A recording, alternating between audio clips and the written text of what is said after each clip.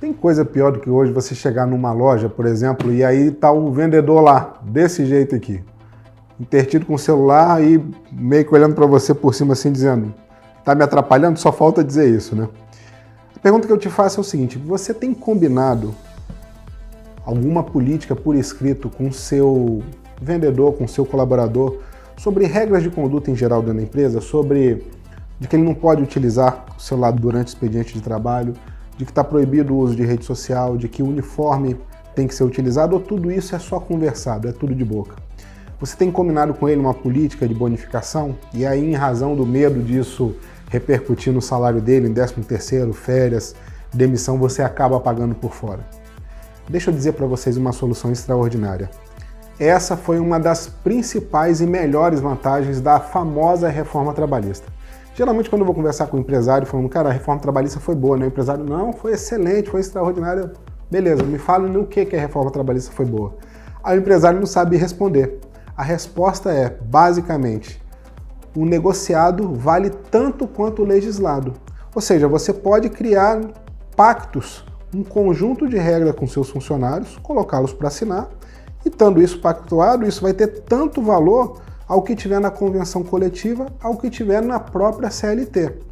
É óbvio que você não vai poder estabelecer regras absurdas como eu vou te pagar abaixo do salário mínimo, vou te obrigar a trabalhar 20 horas, mas você pode estabelecer uma série de regras pactuárias e deixar isso definido.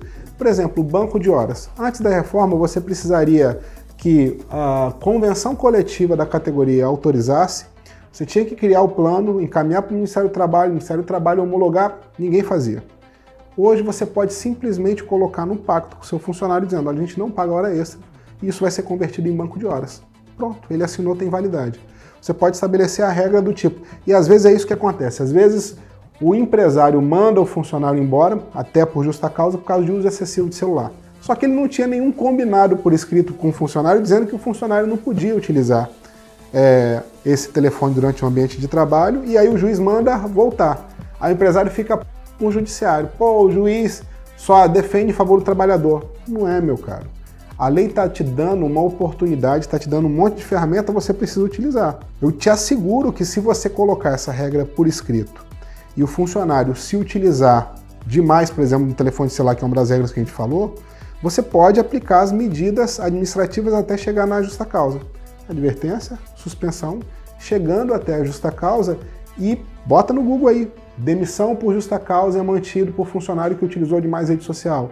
Demissão por justa causa é mantido por funcionário que utilizou demais telefone celular. Eu estou colocando para você um exemplo de vários que você pode pactuar com seu funcionário. A gente falou aqui de banco de horas, falou de política de uso de celular.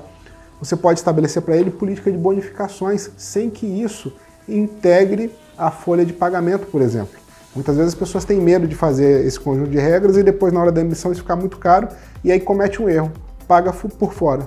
Você tem condições de pagar isso por dentro se essa regra também ficar por escrito. Você pode também estabelecer isso de forma separada, um pacto, um documento para cada uma dessas regras que você quiser estabelecer, ou você pode estabelecer um conjunto dentro de um manual de regras e condutas sendo estabelecido e entregue para cada um dos funcionários. Óbvio que isso precisa ser feito seguindo alguns ditames da própria CLT, com a reforma trabalhista, e também numa linguagem clara, e eu recomendo até que sempre que possível, se você for fazer um manual, você faça isso de forma ilustrada para poder distribuir e gerar maior engajamento aí entre os colaboradores.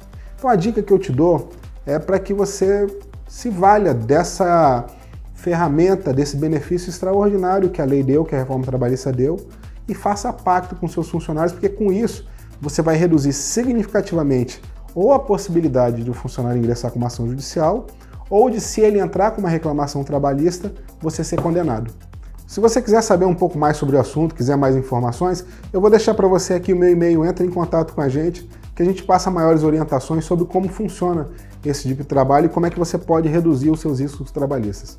Tá bom? Essa daqui é a minha dica de hoje.